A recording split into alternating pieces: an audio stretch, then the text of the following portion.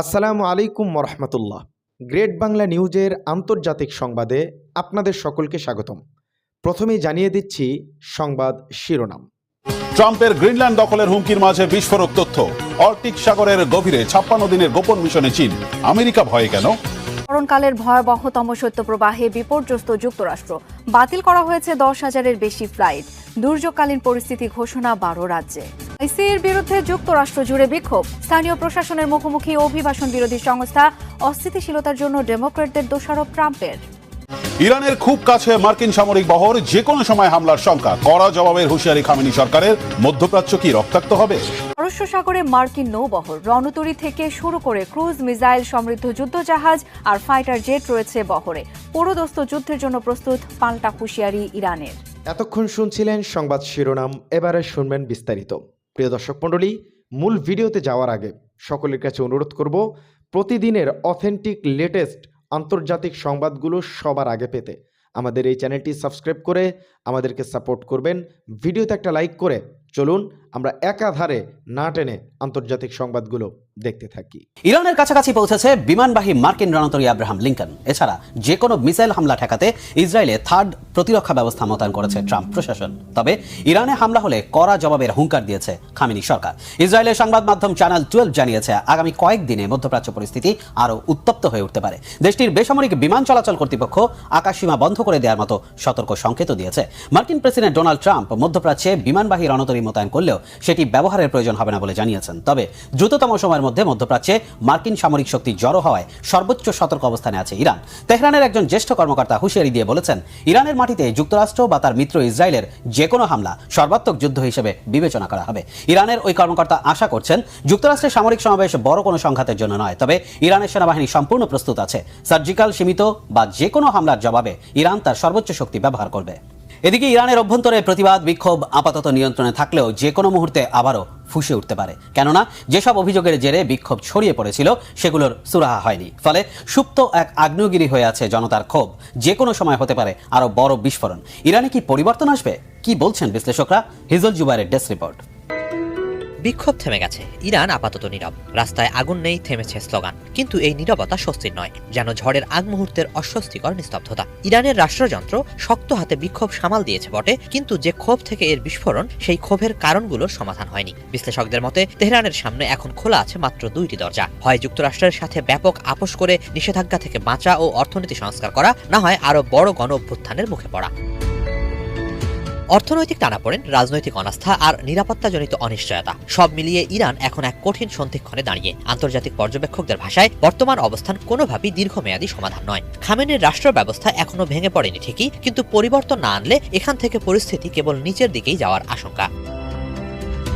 আল জাজিরার প্রতিবেদনে বলা হয়েছে, দীর্ঘদিনের নিষেধাজ্ঞা, প্রশাসনিক অব্যবস্থাপনা ও দুর্নীতির বোঝায় ইরানি মুদ্রার মান এখন তলানিতে। অন্যদিকে তেল রপ্তানিও কমেছে। সাধারণ মানুষের জীবনযাত্রা দিন দিন দুর্বিষহ হয়ে উঠছে। সাম্প্রতিক সময়ে মুদ্রাস্ফীতির হার 42% ছাড়িয়েছে। এর সাথে যোগ হয়েছে বিদ্যুৎ ও পানির ব্যাপক সংকট। এসব চাপই ডিসেম্বরের শেষে বিক্ষোভের স্ফুলিঙ্গ জ্বালিয়েছিল। অল্প সময়ের মধ্যেই সেই ক্ষোভ কেবল অর্থনৈতিক দাবিতে সীমাবদ্ধ না থেকে শাসন ব্যবস্থা বদলের প্রশ্নে গিয়ে থাকে, যা 1979 সালের ইসলামী বিপ্লবের পর সবচেয়ে বড় চ্যালেঞ্জ হিসেবে দেখা দেয় ইরানে। এখন প্রশ্ন, এই রুদ্ধদশা থেকে কিভাবে বের হবে ইরান? কঠোর নিষেধাজ্ঞা থেকে বাঁচতে চাইলে ট্রাম্প প্রশাসনের সঙ্গে আলোচনায় বসতেই হবে। তা না করলে বেহাল অর্থনৈতিক দশার জেরে জনগণের মাঝে জমতে থাকা ক্ষোভ আরো বড় আকারে বিস্ফোরিত হওয়ার ঝুঁকি বাড়তেই থাকবে। কিন্তু যুক্তরাষ্ট্রের সাথে আলোচনায় বসা মানেই পরমাণু কর্মসূচি, ব্যালিস্টিক ক্ষেপণাস্ত্র আর আঞ্চলিক মিত্রদের যে নেটওয়ার্ক তৈরি হয়েছে তাতে ছাড় দিতে হবে খামেনিকে। কিন্তু এসব গড়ে উঠেছে বহু বছরের সাধনায়, যা ইরানের নিরাপত্তা কাঠামোর মেরুদণ্ড। অতীতে পরমাণু কর্মসূচি নিয়ে কিছুটা নমনীয়তা দেখালেও ক্ষেপণাস্ত্র বা আঞ্চলিক সশস্ত্র মিত্রদের প্রশ্নে ইরান কখনোই আপোষ করেনি। কিন্তু সিরিয়ায় আসাদ সরকারের পতন এবং লেবাননের হিজবুল্লাহর শীর্ষ নেতৃত্বের ক্ষয়ক্ষতি ইরানের আঞ্চলিক শক্তিতে বড় ধাক্কা দিয়েছে। এর মাঝে প্রথমবারের মতো ইসরায়েলের সরাসরি হামলার শিকার হয়েছে দেশটি। এতকাল ইরানের নাগরিকরা রাজনৈতিক স্বাধীনতার বিনিময়ে নিরাপত্তার নিশ্চয়তা পেয়ে এলেও গত বছরের ইসরায়েল ইরান যুদ্ধে যখন 6 শতাধিক মানুষ প্রাণ হারায়, সেই নিশ্চয়তাবোধের স্তম্ভটিও নড়বড়ে হয়ে গেছে। রাজনৈতিক বিশ্লেষক আলী রেজা আজিজি বলছেন, ইরানের শাসন ব্যবস্থায় এরই মাঝে এক ধরনের রূপান্তর শুরু হয়েছে। ক্ষমতার ভারসাম্য বদলাচ্ছে। ধর্মতাত্ত্বিক নেতৃত্বের প্রভাব ধীরে ধীরে সরে গিয়ে সামরিক ও নিরাপত্তা বাহিনীর হাতে কেন্দ্রীভূত হচ্ছে ক্ষমতা। বিপ্লবী গার্ড বাহিনী এখন শুধু সামরিক শক্তি নয়, অর্থনীতি ও রাজনীতির অন্যতম প্রধান খেলোয়াড়। আল জাজিরাকে আজাদি বলেন, খামেনি পরবর্তী সময়ে আমরা বর্তমান কাঠামোর ইসলামী প্রজাতন্ত্রকে আর দেখতে পাবো না। সেক্ষেত্রে জনগণের আন্দোলনের মাধ্যমে শাসন ব্যবস্থার পরিবর্তন হবে নাকি সোভিয়েত ইউনিয়নের মতো নিরাপত্তা বাহিনীর হাত ধরে নতুন কোনো রূপ লাভ করবে, সেটিই দেখার বিষয়। তবে পরিবর্তন অনিবার্য। বিশ্লেষকরা বলছেন, আপোষ বা অভ্যন্তরীণ বিস্ফোরণ, এ দুইয়ের কিছু একটার দিকে যাচ্ছে ইরান। বদলানো ছাড়া আর পথ খোলা নেই তাদের সামনে। আলোচনার টেবিল থেকে নাকি সংঘাত সহিংসতা থেকে সেই বদল আসবে, সেটাই এখন প্রশ্ন। হিজল জুবায়ের, বাংলা ভিশন। গ্রিনল্যান্ড দখল নিয়ে প্রেসিডেন্ট ডোনাল্ড ট্রাম্পের হুমকির মাঝেই আবার সামনে আসলো বিস্ফোরক এক তথ্য। গত বছর গ্রিনল্যান্ডের কাছে আর্কটিক মহাসাগরের গভীরে 56 দিনের একটি গভীর সমুদ্র অভিযান পরিচালনা করেছে চীন। সেই মিশনে ব্যবহার করা হয়েছে বিশেষ ধরনের সাবমেরিন। বেইজিং এটিকে বৈজ্ঞানিক অভিযান হিসেবে বললেও আর্কটিকে চীন ও রাশিয়ার ক্রমবর্ধমান উপস্থিতিকে ওয়াশিংটন দেখছে সামরিক হুমকি হিসেবে। আমেরিকার মতোই চীন আর রাশিয়াও কি চাইছে গ্রিনল্যান্ডের নিয়ন্ত্রণ পেতে? কিন্তু কেন? বিপুল খনিজ সম্পদের লোভ কি? বিশ্লেষকরা কি বলছেন? হাফিজুল ইসলামের ডেস্ক রিপোর্টে বিস্তারিত। আর্কটিক মহাসাগরে জমাট বরফের 1000 ফুট নিচে ঘুরে বেরিয়েছে চীনা সাবমেরিন। গত বছরের গ্রীষ্মে 56 দিনের গোপন অভিযান শেষে বেইজিং দাবি করেছে সেটা ছিল নিতান্তই সাধারণ একটি বৈজ্ঞানিক গবেষণা মিশন। কিন্তু এই ঘটনাকে ওয়াশিংটন দেখছে সম্পূর্ণ ভিন্ন চোখে। পেন্টাগনের কাছে এটা মূলত চীনের সামরিক সক্ষমতার প্রদর্শনী। আর্কটিকে শক্তি বাড়াচ্ছে চীন ও রাশিয়া। এই অজুহাতে প্রেসিডেন্ট ট্রাম্প চাইছেন গ্রিনল্যান্ড দখল করতে। বরফের রাজ্যে চীনা অনুসন্ধানী জাহাজের আনাগোনা এবং মার্কিন আঞ্চলিক হুমকির জেরে প্রশ্ন উঠেছে, দুই পরাশক্তির মধ্যে কি নতুন ফ্রন্টে শুরু হচ্ছে আরেক লড়াই? আর্কটিকে বেইজিং এর কর্মকাণ্ডে কেন এত ভয় পাচ্ছেন ট্রাম্প?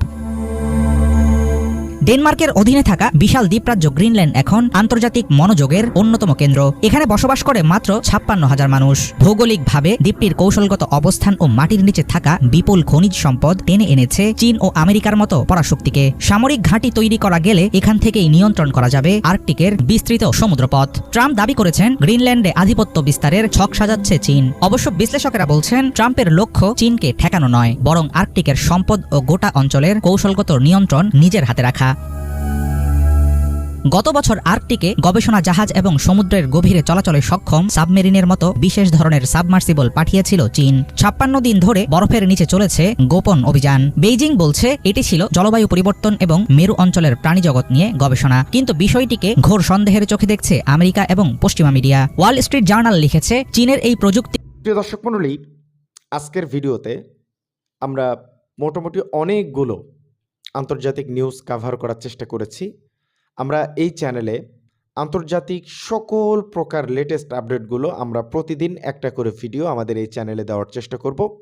তো যারা আন্তর্জাতিক নিউজগুলো শুনতে চান বা শুনতে আগ্রহী বা যারা ভালোবাসেন শুনতে, তারা অবশ্যই আমাদের এই চ্যানেলটিকে সাবস্ক্রাইব করবেন এবং ভিডিওগুলো না টেনে দেখার চেষ্টা করবেন।